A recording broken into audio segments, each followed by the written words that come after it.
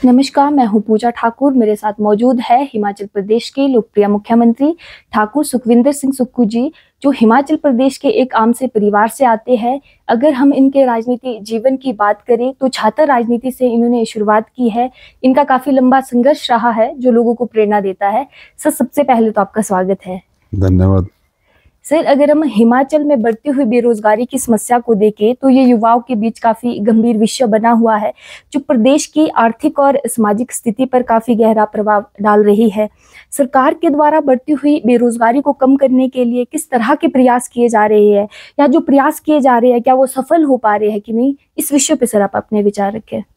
देखियो, आपने एक ही सवाल में दो तीन बातें पूछी है। हाँ जी। कि बेरोजगारी बढ़ रही है। हाँ जी। बेरोजगारी बढ़ने के साथ हम उनको रोजगार भी दे रहे हैं। हाँ जी। लेकिन सरकार में कितने अधिक रोजगार दिए जा सकते हैं? हमारी जनसंख्या 75 लाख के करीब है। हाँ जी। और हिंदुस्तान में सरकारी क्षेत्र में सबसे ज्यादा रोजगार हिमाचल प्रदेश में दिए हुए हैं। हाँ जी। एक पार्ट तो ये हो गया। दूसरा भाग ये है कि हमें रोजगार देने के लिए ओवरसीज डिपार्टमेंट बनाया है। तो अभी हम बाहर जो टेक्निकल लोग हैं उनको हम बाहर भेज रहे हैं, और हमारा जो लेबर डिपार्टमेंट है वो उसकी ट्रैक एंड ट्रेस रख रहा है। तो अभी 8 स्टूडेंट्स को हमने बाहर भेजा है, जो IIT की हुई थी या BTech की हुई थी, उनको हमने बाहर भेजा है। तीसरा है कि और कैसे रोजगार, सेल्फ रोजगार करने हैं। तो सेल्फ रोजगार की दिशा में हमको बढ़ना पड़ेगा। हम कौन सा ऐसा क्षेत्र है जिसमें रोजगार हम अधिक से अधिक कर सकते हैं? तो टूरिज्म क्षेत्र सबसे बड़ा क्षेत्र है जिसमें रोजगार के अवसर ज़्यादा से ज़्यादा मिल सकते हैं। हम उस दृष्टि से काम कर रहे हैं। और मेरा मानना है कि छोटा सा प्रदेश होने के बाद भी अगर घनत्व के हिसाब से नौकरियों का मामला देखा जाए तो हिमाचल प्रदेश हिंदुस्तान का नंबर 1 राज्य है जहाँ सरकारी नौकरियाँ मिलती है। हाँ जी सर। और जगह कम नहीं मिलती। सरकारी नौकरी के साथ लोगों को अब जो रोजगार के नए अवसर हमने पैदा किए हैं उस दिशा में उनको बजट को दिखना चाहिए और पढ़ना चाहिए। ये है। तो बेरोजगारी कोई एक सरकार द्वारा नहीं निपट जा सकती। बेरोजगारी एक स्टैंडिंग वर्ड्स हो गए। ये हमेशा जब भी आप कहीं इंटरव्यू लेने जाएंगे या कोई राजनीतिक लोग पार्टियां होती है, वो हमेशा बेरोजगारी इतने % बढ़ गई है। लेकिन उस बेरोजगारी से सामर्थ्य कैसे होना है युवाओं को, उस दिशा में हमारी सरकार कार्य कर रही है। और हिमाचल प्रदेश को आत्मनिर्भर कैसे बनाना है, उस दिशा में हम आगे बढ़ रहे हैं। हाँ जी सर, अगर हम सर हिमाचल में स्वास्थ्य सुविधा की बात करें तो बेहतर करने की ज़रूरत है। अगर हम ग्रामीण परिवेश में देखें तो कई जगह पे स्वास्थ्य केंद्रों का अभाव है, कई जगह पे डॉक्टर्स नहीं है, कई जगह पे दवाइयाँ नहीं हैं। तो जो ग्रामीण परिवेश के लोग हैं उन्हें इस तरह की समस्या का सामना करना पड़ रहा है। मान लीजिए कि वहाँ पे कोई व्यक्ति बीमार होता है, उसे अस्पताल ले जाना है तो कई घंटे का सफ़र तय करना पड़ता है। तो कई बार क्या होता है कि बीच में ही उनकी मृत्यु हो जाती है, क्योंकि सर ये पहाड़ी क्षेत्र है, यहाँ पे समस्याएँ भी होगी, चुनौतियां भी होगी। तो इन चुनौतियों का निवारण करने के साथ साथ ताकि स्वास्थ्य सुविधा को बेहतर किया जा सके, सरकार किस तरह से प्रयास कर रही है? देखिए, 2-3 चीजें बड़ी अच्छी बात आपने की है। हाँ जी। कि हेल्थ सेक्टर जो है वो बिल्कुल आपने ठीक कहा कि हमारी हेल्थ सेक्टर में बहुत सुधार की जरूरत है। 40 साल से एक ऐसी व्यवस्था चली आ रही है कि क्वालिटी हेल्थ सेक्टर में हम डाउन चले गए। उसी तरह क्वालिटी एजुकेशन में हम डाउन चले गए। आज 5वीं का बच्चा दूसरी की क्लास नहीं पढ़ सकता। उसके कारण क्या है? दूसरा, हम गुणात्मक शिक्षा में, क्वालिटी एजुकेशन में 21वें स्थान पर पूरे देश में पहुंच गए। तो पिछले कई सालों से ऐसी व्यवस्था चल रही है। तभी तो मैं कई बार कहता हूं कि हम व्यवस्था परिवर्तन करके आत्मनिर्भर हिमाचल बनाना है। ग्रामीण अर्थव्यवस्था कमजोर हुई। हम गांव के लोग, गांव से परिवेश से उठकर आए, गांव की भावनाओं को समझते हैं। अब गांव में बच्चा जो पढ़ता तो, और गवर्नमेंट स्कूल में जो बच्चा पढ़ता है उसका कॉन्फिडेंस लेवल तब बिल्डअप होता है जब वो कॉलेज और यूनिवर्सिटी में पहुंचता है। जबकि और स्कूलों में वो कॉन्फिडेंस लेवल स्कूल लेवल पर ही होता है। कई बच्चों का तो कॉन्फिडेंस लेवल यूनिवर्सिटी में जाकर बिल्डअप होता है, ताकि वो अपने आप को ये सोचता है कि मैं पढ़ा लिखा हूँ। तो ये सब चीजें हमारी सरकार कर रही है। आपने मेरे पहले भाषण से कहा कि हम व्यवस्था परिवर्तन के लिए आए। निश्चित रूप से अब क्वालिटी एजुकेशन देनी, हम Rajiv Gandhi day boarding school बना रहे ग्रामीण बच्चों के लिए, और उन गाँव के बच्चों को हम हॉस्टल में खेलने की सुविधा देंगे, दिन का खाना देंगे, और हम 100 बीघे में खेल कूद की सुविधा देंगे। फिर उसके बाद क्वालिटी एजुकेशन में हम मेडिकल टेक्नोलॉजी जो है ना हाई एंड, उसको करने की कोशिश कर रहे हैं। पहले स्तर पर हम मेडिकल कॉलेजेस को स्ट्रेंथनिंग कर रहे हैं, फिर ग्रामीण परिवेश में जाएंगे। क्या हो रहा है कि आजकल हेल्थ सेक्टर में CSC में जाओगे, वो आपको डिस्ट्रिक्ट हॉस्पिटल में ट्रांसफर कर देगा, वो IGMC कर देगा, IGMC के बाद PGI ट्रांसफर कर देगा। तो ये सिस्टम चेंज करने के लिए 5 से 7 साल का वक्त लगेगा। मैं कोशिश कर रहा हूँ और उसमें हम बदलाव लाएंगे। हाँ जी सर। अगर हम हिमाचल में शिक्षा व्यवस्था की बात करें तो शहरी क्षेत्र में बहुत से लोग शिक्षित हैं, परंतु ग्रामीण परिवेश में अभी भी कहीं ना कहीं शिक्षा का अभाव है। अगर हम नई शिक्षा नीति 2020 की बात करें तो इसमें काफ़ी अच्छा प्रयास किया गया है ताकि जो स्थानीय भाषा है उसको प्रोत्साहित किया जा सके, ताकि बच्चों के कौशल का विकास हो सके। सर, हिमाचल में ऐसा क्यों हो रहा है कि जो सरकारी स्कूल खुले हैं वो बंद क्यों हो रहे हैं? उसकी मुख्य वजह क्या है? स्टाफ की कमी उसकी वजह है, सुविधा की कमी, या छात्रों का अभाव, या कोई अन्य कारण है जिसकी वजह से ये सरकारी स्कूल्स बंद हो रहे हैं? तो सर, शिक्षा व्यवस्था को मजबूत करने के लिए सरकार किस तरह की नीतियां अपना रही है? नीति का फर्क नहीं है, हाँ जी, सोच का फर्क बदलना पड़ेगा। हाँ जी, 2003 में जहां 9 लाख बच्चे सरकारी स्कूलों में थे, वो घटकर आज 5,35,000 बच्चे रह गए। आपने सरकारी संस्थान तो खोल दिए पर टीचर उपलब्ध नहीं करवाए। हाँ जी सर। क्वालिफाइड टीचर्स नहीं आते, कई जगह हम रख लेते हैं, फिर उसके बाद नुकसान हो जाता है। बच्चा, मैंने पहले स्वीकार किया है कि पिछले 5 सालों में हम 5वीं का बच्चे दूसरी का बच्चा 5वीं का बच्चा दूसरी की क्लास नहीं पढ़ सकता। हाँ जी सर। तो ये क्वालिटी एजुकेशन में हम 21वें स्थान पर हो गए। तो कमियां रही ना, तभी रहे। हाँ जी सर। हमें तो अभी 2 साल 11 दिसंबर को पूरे होने, पर हमने व्यवस्था परिवर्तन की। हम ऐसे संस्थानों को बंद कर रहे हैं जहाँ टीचर ही नहीं है, बच्चे ही नहीं है।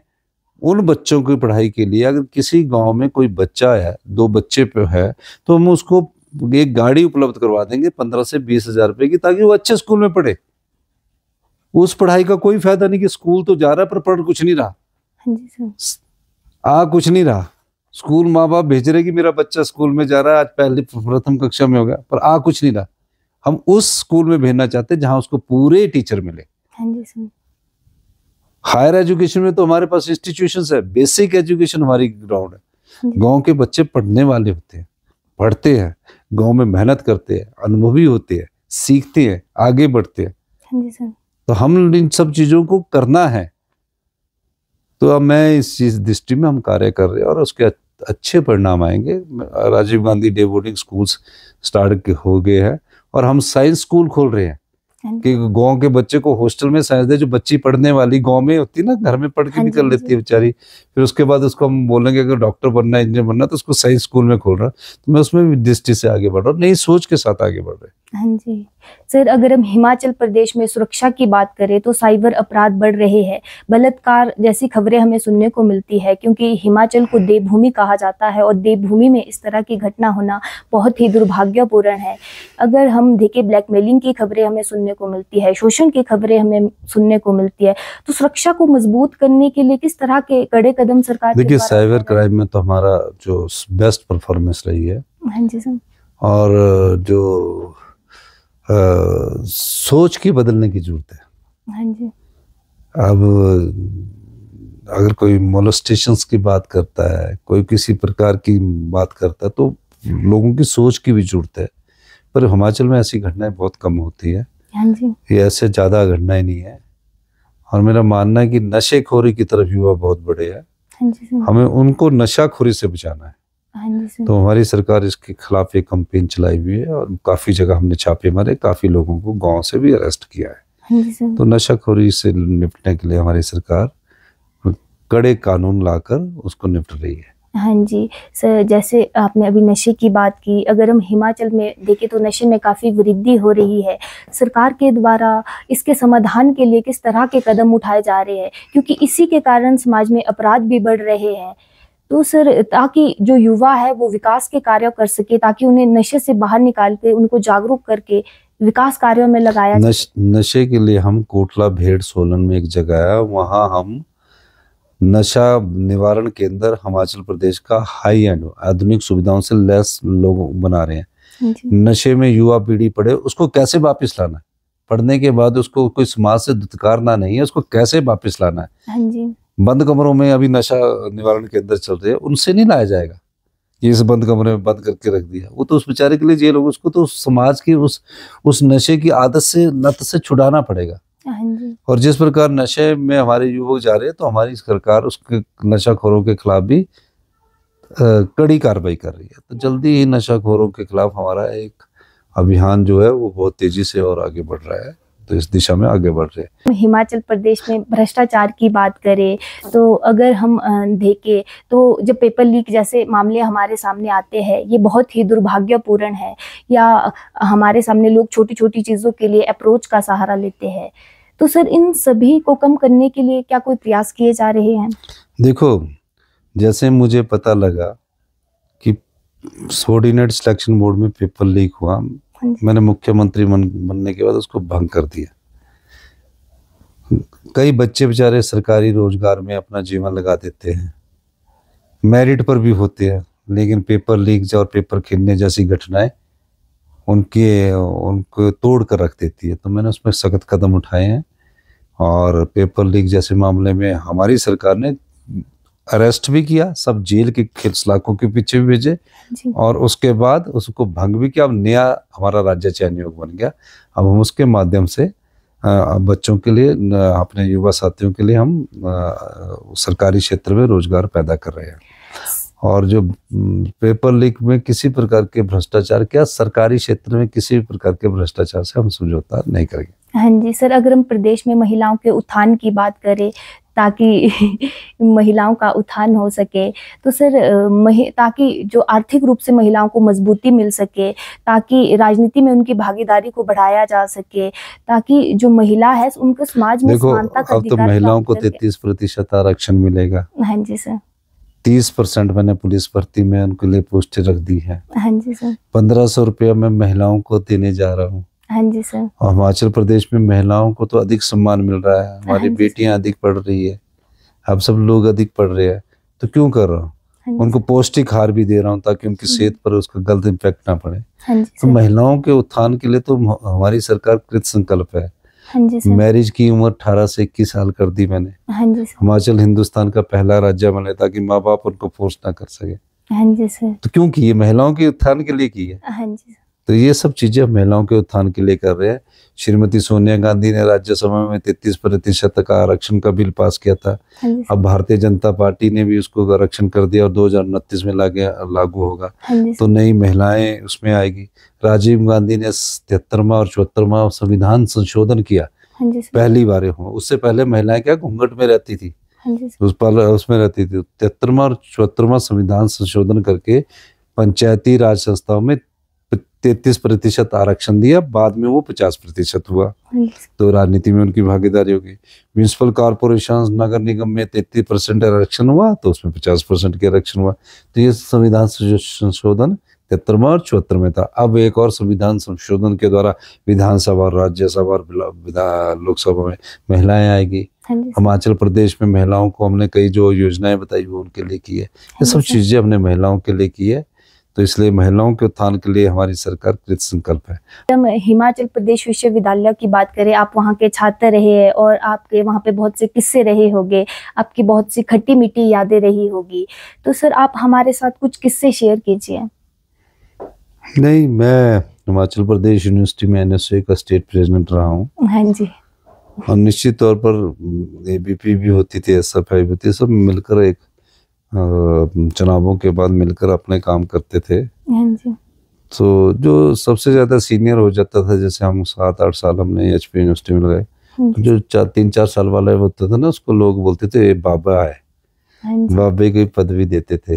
कि जो 4 साल हो जाते ना सीनियर, तो हम काफी साल 7-8 साल यूनिवर्सिटी की राजनीति में रहे, और कई चीजें होती थी छात्र जीवन में। तो जो चीजें होती थी उनको करते थे। हाँ जी सर, अगर हम आपकी योजनाओं की बात करें तो आपकी काफ़ी सराहनीय योजना है जो सुख आश्रय योजना है, जिसमें जो अनाथ बच्चे हैं उनकी परवरिश सरकार के द्वारा की जानी है। और आपकी और भी कई महत्वपूर्ण योजना है, और आपकी एक बहुत चर्चित योजना है जो इंदिरा गांधी प्यारी सुख सम्मान निधि जो योजना है, जिसमें जो कुछ महिलाओं को 1500 रुपये मिल गए हैं, कुछ लोग इंतजार कर रहे हैं। सर इस विषय पे भी आप कुछ बताएं। देखो, हिमाचल प्रदेश हिमाचल प्रदेश सरकार ने हिंदुस्तान का पहला कानून बनाया जिसमें अनाथ बच्चों को चिल्ड्रन ऑफ द स्टेट का दर्जा दिया गया। हाँ जी सर। सरकार ही माता है, सरकार ही पिता है।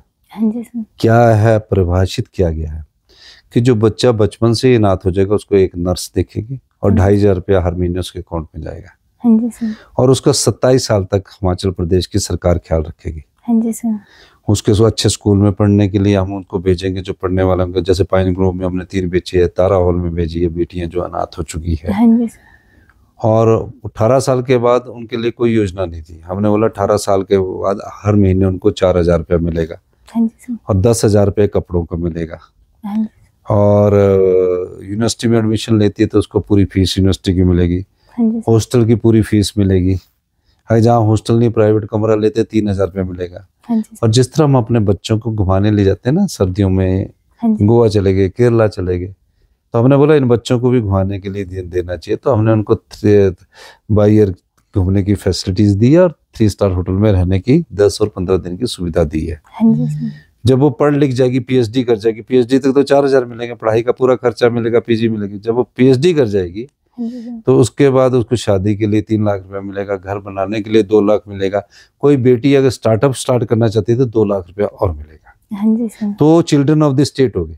हाँ जी। होता क्या कि कई बार ना इन बच्चों पर कई धनवान लोग दया कर देते हैं।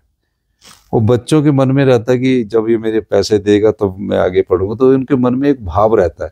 हाँ, अब उनका अधिकार बन गया। हाँ जी। तो अब उनको अधिकार है, कोई भी सरकार आएगी कानूनी अधिकार है। तो एक तो ये, दूसरी विधवाओं के बच्चों के लिए भी हम योजना लेके आए। हाँ जी। सुख शिक्षा योजना है, इंदिरा गांधी सुख शिक्षा योजना। सुख का मतलब है हैप्पीनेस। हाँ जी। जो विधवाओं के बच्चे हैं उनकी सारी पढ़ाई, 23,000 बच्चों के खर्चा भी हिमाचल प्रदेश की सरकार देगी और पीजी का 3,000 रुपया भी हिमाचल प्रदेश सरकार देगी। हाँ जी। तो इसी तरह हम और कई योजना अभी आने वाले समय में लाएंगे। हाँ जी सर। ध्येय ये है कि हमें व्यवस्था परिवर्तन से आत्मनिर्भर हिमाचल बनाना है और 2032 में हिंदुस्तान का सबसे समृद्धशाली और अमीर राज्य बनाना है। जब हम अमीर राज्य और समृद्धशाली की बात करते हैं तो आप सब लोगों के पास पैसा होगा। हाँ जी सर। 75 लाख की जनसंख्या के गांव में रहने वाले लोगों के पास पैसा होगा। इसलिए मैंने ग्रामीण अर्थव्यवस्था को मजबूत करने के लिए गाय का दूध का मूल्य सरकार 45 रुपए में खरीदेगी और भैंस का 55 रुपए में खरीदेगी और गेहूं 40 रुपए में खरीदेगी जो गोबर से पैदा खेती है और मक्की 30 रुपए में खरीदेगी। तो ग्रामीण अर्थव्यवस्था मजबूत करनी है। हम 80% लोग गाँव में रहते हैं, गांव के परिवेश से निकले हैं। तो इन सब चीजों में हमारी सरकार काम कर रही है और आने वाले समय में बहुत कार्य किया जाएगा। सर आपका बहुत बहुत धन्यवाद। आपने अपना कीमती समय हमें दिया और विभिन्न विषयों पे आपने हमें जानकारी दी, इसके लिए सर आपका बहुत बहुत धन्यवाद। ये कार्यक्रम यही समाप्त हुआ। धन्यवाद। आपका बहुत बहुत धन्यवाद। जय हिंद, जय हिमाचल।